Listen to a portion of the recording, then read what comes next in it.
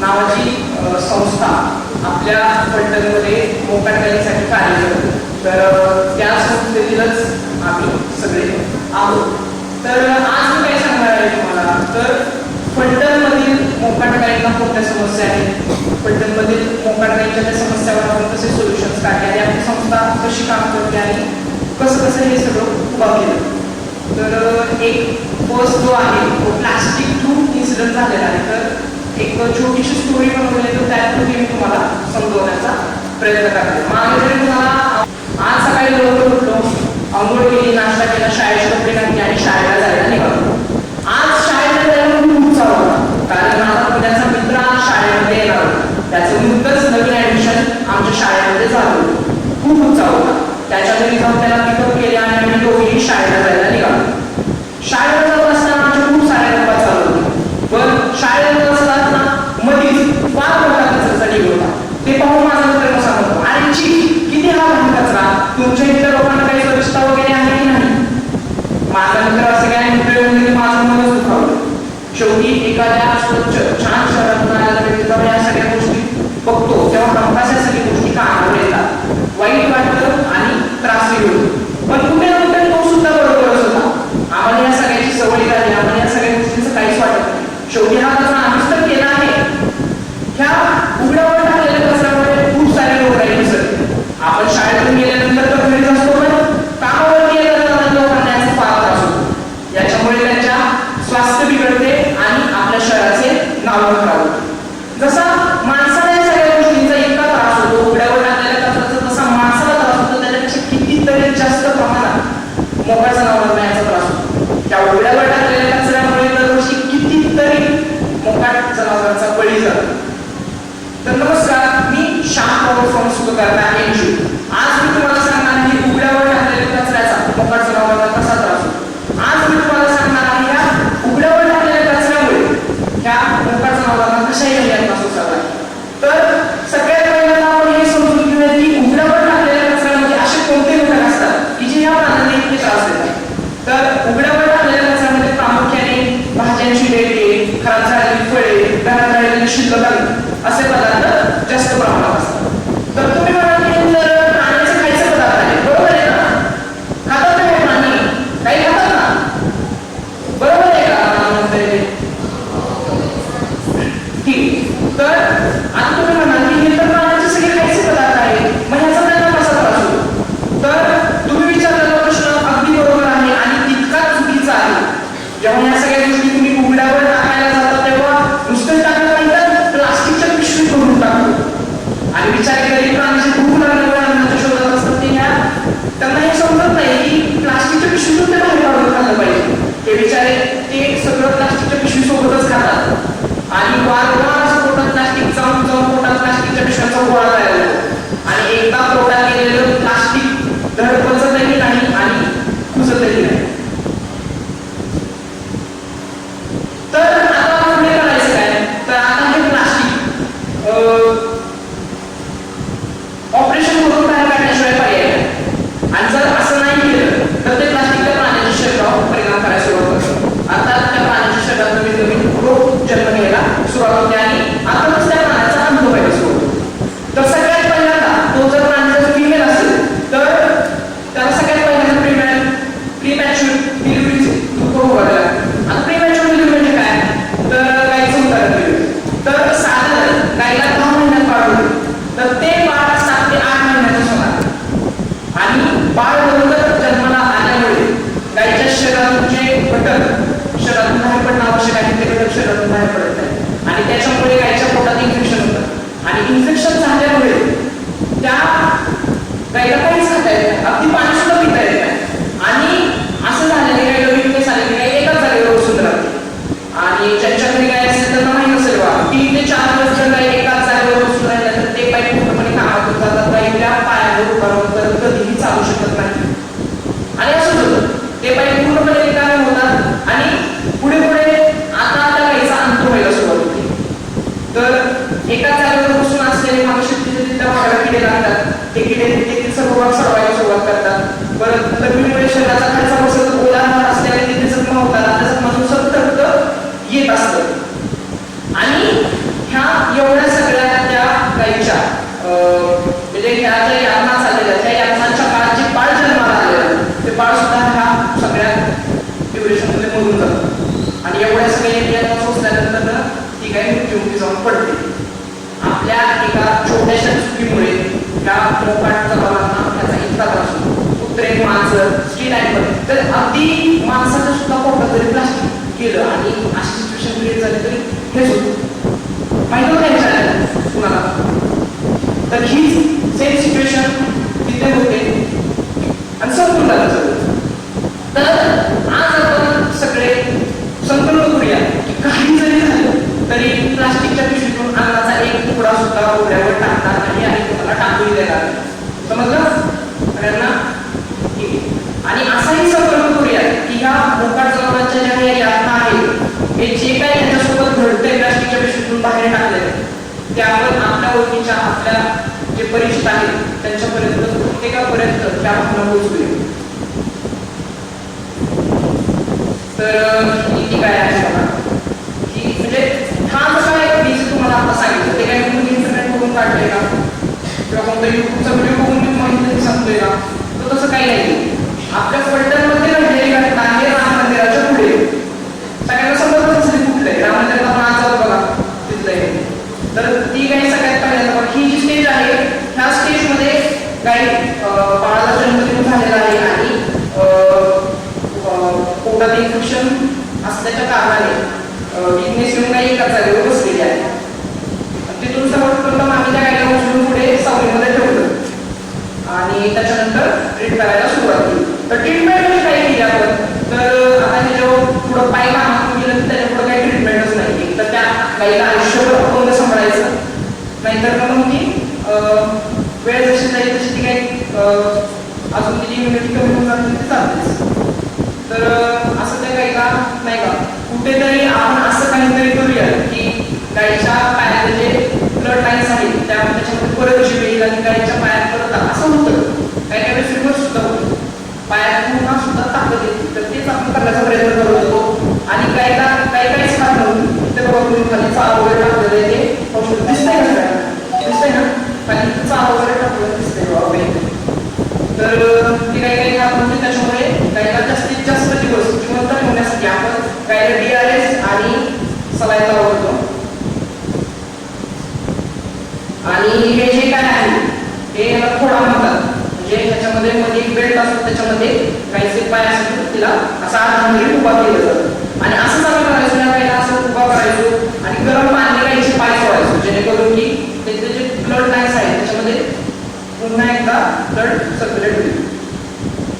एवढं त्याचे काही फोटोज आहेत. तर असंच हे सगळं काही झालं.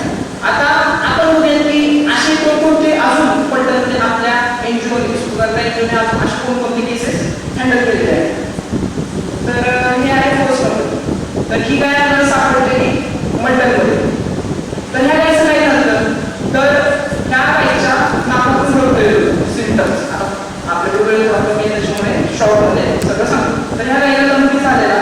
तर लंपी हा असा आजार आहे की संसर्गजन्य रोग आहे. म्हणजे गाय आता इन्फ्युट आहे 4 गायींमध्ये जर उभं राहिलं तर त्या बाकीच्या 4 गायी सुद्धा इन्फेक्टेड होते. त्या 4 गायींना सुद्धा लंपी होईल असा हा आजार आहे. त्याच्यामुळे सगळ्यात पहिल्यांदा आपण त्या गायला जेव्हा पसरून घालून या गायला लंपी आहे त्याच्यानंतर आपण या गायला बाकीच्या गायीपासून सगळ्यांपासून वेगळं केलं आणि गायवर ट्रीटमेंट करायला सुरुवात केली. ट्रीटमेंट केल्यानंतर काय केलं सकाळ संध्याकाळ सलाईन DRS काही खात नसतील कमी खात असतील ती गायला जिवंत ठेवण्यासाठी कोणत्याही प्राण्याला जिवंत ठेवण्यासाठी तेवढा एकच पर्याय.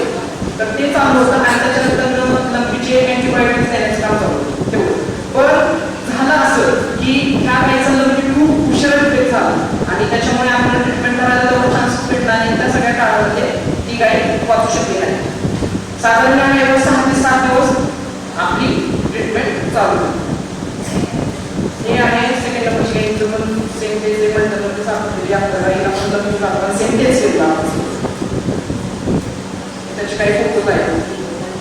तर हे बघायला आपले व्हॉलंटियर आपले डॉक्टर आहेत. आपली स्वतःची डॉक्टरांची टीम आहे.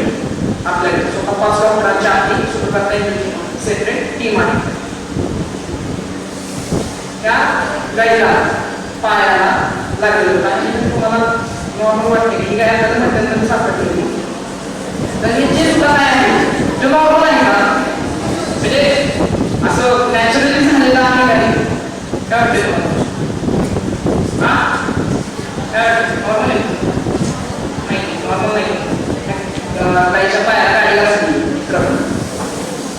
आपण कुठे कामाला चाललोय असताना कुत्रा आले काय आले कुठून जायचं असं थोडे असतं तर ह्या गायच्या तेच केलेले त्याच्यानंतर आपल्याला इन्फॉर्मेशन कळालं की असं असं झालं त्याच्यानंतर या गाडीवर आपण ट्रीटमेंट केलेली आहे आज सुद्धा तुम्ही मेडिकलमध्ये गेलं तर ही गाडी तुम्हाला एकदम एक फिट अँड फाईन पाहायला मिळेल ही गाय आपल्याला सापडली 14 नोव्हेंबर 2022 2 वर्षात ही गाय आता सगळं सांगितलं प्लास्टिकचं ती आहे यामध्ये मशीनच्या बॉटलची सगळं प्लास्टिकच्या पिशवी वगैरे टाकलेलं आहे ते बघा मस्टडीज बऱ्यापैकी म्हणत असतं पण मस्टडीज काय त्यांना माहीत असतं मस्टडीज म्हणजे काय तर समजा गाईला बाळ झालं आणि ते बाळ जर मृत्यू पडलं किंवा थोड्या थोड्या दिवसांनी मृत्यू पडलं म्हणजे बाळाला गाईचं दूधच केलं तर त्याच्यामध्ये काय होतं ते दूध साठून एक असा गोळाच तयार होतो एक गाठ तयार होतो तर त्या गाईची सुद्धा तेच झालं जे गाय आपल्याला सापडलेली गजानन चौकात या गाईचं पण आपण ती गाय पूर्णपणे नीट झालेली आहे एका चुकीमध्ये रेग्युलर झालं का वेळेला त्याला कोविडचा आपल्याला याच्यावर आपण पायाला वगैरे झालं शरीरामध्ये जे राहतं त्यांना माहीत असेल ही गाय करायची मारलेलं त्या सुद्धा पहिलं पोटाला कोणतरी मारलेलं असेल बघू शकतो पाहायला आणि स्पेशली आपल्याला पासवर्डच्या चौकात सापडलेलं वाचवलं नाही आणि कुठून मोकाट ठेवलं होतं काय नाही पोलीस सोडलेलं काय पण रात्री तिथल्या ते कुत्र्याने सगळ्या कुत्र्यांनी मिळून त्याच्या अटॅक केला आणि तो गाईंचा जो खंड असतो ना त्या साईडचा बघू शकतो तेवढं सगळं काढून गेलेलं आणि बाकी जे आहे साईडचं तेवढं राहिलेलं बघू शकतो तर आज काही एका चालू त्याला काय खात काहीच नाही त्याला बघा 5 मिनिट सगळ्यात पाहिजे आणि त्याच्यानंतर हॉस्पिटलमध्ये ऑपरेशन केलेलं ऑपरेशनमध्ये ते सगळं आणि त्याच्यानंतर दोन पण सकाळी त्याला खायला वगैरे करायला स्वच्छता वगैरे सगळी चांगलं करायला काही करायला काही नाही त्याच्यामुळे सगळं खाण्यापासून सकाळ दुपार संध्याकाळ त्याच्यानंतर त्याचं जे काही सुद्धा स्वच्छता आहे मेंटेन करताना स्वच्छता जर मेंटेन ठेवली नाही तर अजून इन्फेक्शन वाढायचे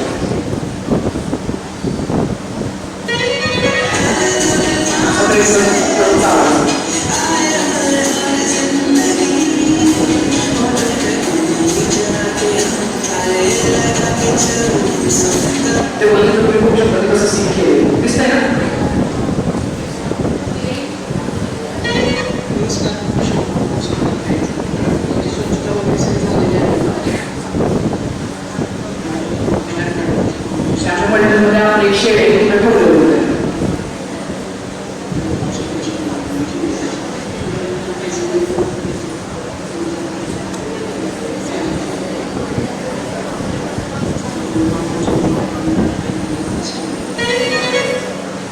आता हे आपण तुमच्या शाळेच्या पुढे सापडलेले गाडी ठरवले पाहिजे हा जो पाय आहे पूर्णपणे बेंड झाला जे आहे ते गोल बाहेर आलेले तर या वास्तवात रात्री उचललेला आणि शिरवळला शिकले शिरवळला मोठ्या जागा कशी तिथे जाऊन त्याचं ऑपरेशन वगैरे केलं बघा तिथे पोकळे वगैरे आपले तिथे डॉक्टर आणि चालू तर सुरू करता येईल कुंडी प्रोजेक्ट कुंडी प्रोजेक्ट काय करणार आहे कुंडी प्रोजेक्ट काय आवाज असत आहे लक्षात येतं सुरू करता येईल कुंडी प्रोजेक्ट कुंडी प्रोजेक्ट म्हणजे काय तर मागच्या वर्षी 2023 मध्ये आपल्या फलटणमध्ये मोकाट गायीच्या पिण्याच्या पाण्यापासून खूप हाल झाले काही तर उष्माघाताने कितीतरी मृत्युमुखी पडलेल्या कितीतरी काही दबावलेल्या तर तेच पाहता सुरू करता येईल 2023चा उन्हाळा यायच्या आधी पूर्व नियोजन करून फलटणमधील ज्या ज्या परिसरात आपल्या मोकाट गायी फिरतात त्या परिसरात पाण्याच्या कुंड्या बसवल्या तर अशा टोटल सगळ्या तर अशा पुण्य आहेत बघा. एका संजीवराज पुणे 65 पडलं पाहिजे हे बघा.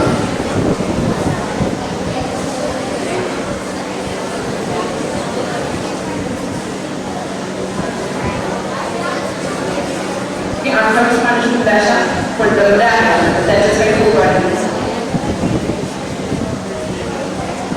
हा तर लक्ष आहे ना सगळ्यांचं. तर दैनिक चारा आता हा प्रोजेक्ट आहे. तर जसं गाईला मागच्या वर्षी पिण्याच्या पाण्यापासून हाल झाले तसेच गाईला म्हणजे खायला सुद्धा मिळत नाही आपली. म्हणजे आता इतका तीव्र उन्हाळा यावेळेस पडेल. मागच्या वेळेस तरी थोडीशी निवड होती गाईला खायला, पण ह्यावेळेस इतका कडक उन्हाळा पडेल की गाईला खाण्यासाठी हिरवा चारा उपलब्ध नव्हता. तर दैनिक चारा हा उपक्रम आपण सुरू केला. त्याच्यामध्ये आपण दररोज संध्याकाळी 6 वाजता फलटणमधील मोकाट गाईला विमानतळावर चारा खायला घालायचा. तर त्याची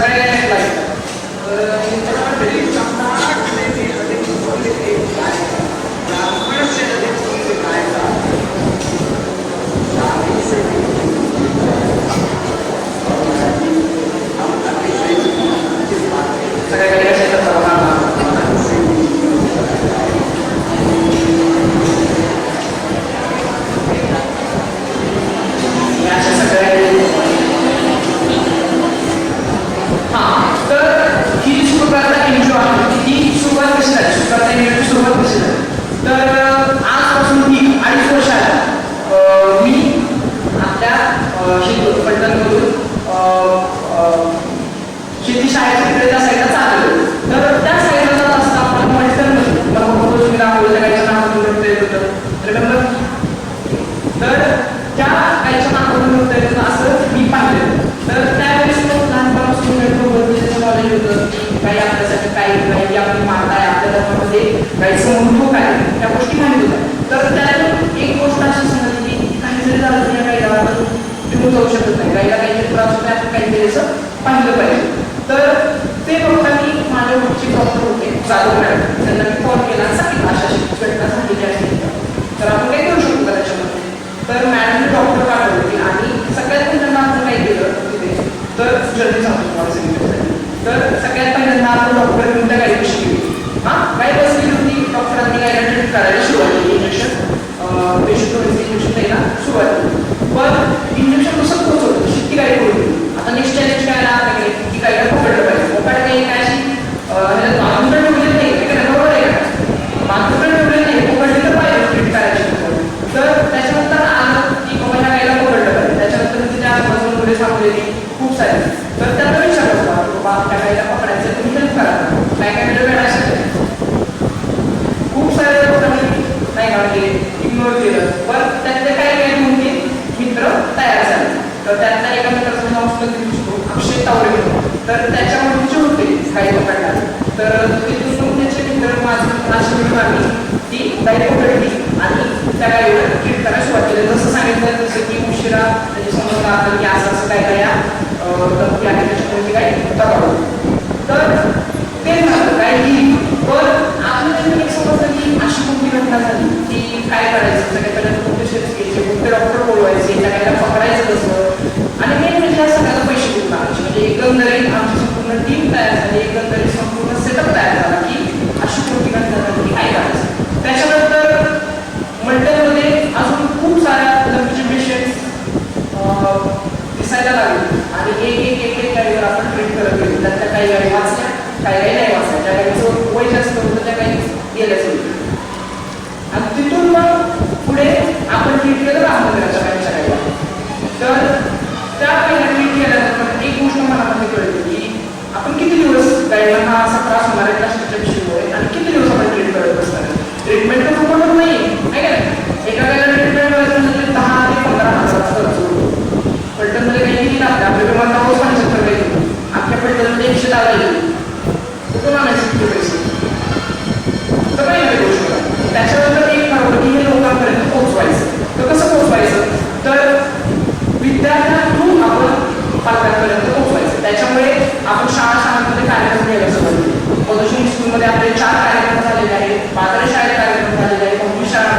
निर्माण केली आणि आता तुमच्या शाळेत. तर अशी मंडळी आपण सुरू करता एंजलची जर्नी. आज एका टाइमला आपण डॉक्टरांना बोलवायचं, आज आपले स्वतःचे 5 डॉक्टर आहेत, आपली स्वतःची टीम आहे आणि तुमची प्रोजेक्ट बघा, त्याच्यानंतर ट्रेनिंग चालवतो आणि अजून पुढे असे खूप सारे प्रोजेक्ट आपली संस्था करतात. तर अशी आपली एनजीओ उभा राहील. आता मेन क्वेश्चन सगळ्यात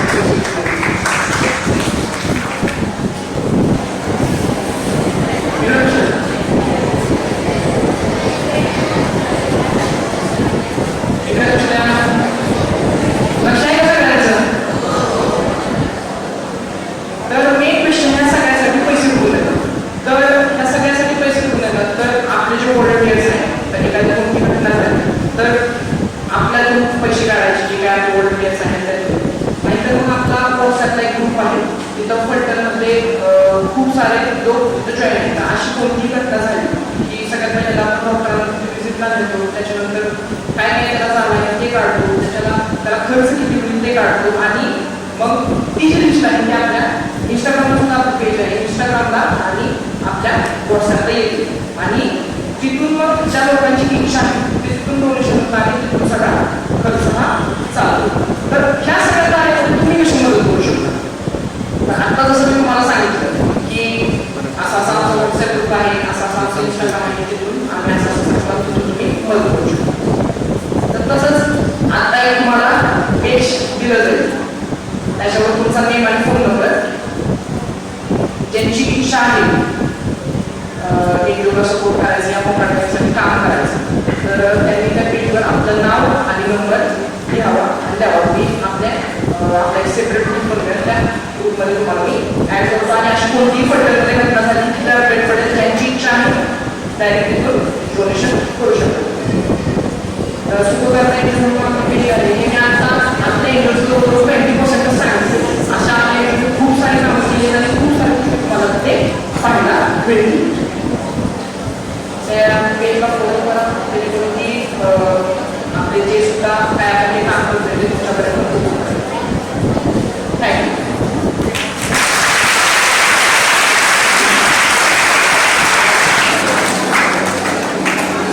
ते आपले मुलांनी मुंबईत आपण कधीतरी नंतर नंतर सुद्धा आपल्या इंटरचं लेक्चर तुमच्या शाळेमध्ये त्यावेळेस होईल. ह्या हा जो मुद्दा आहे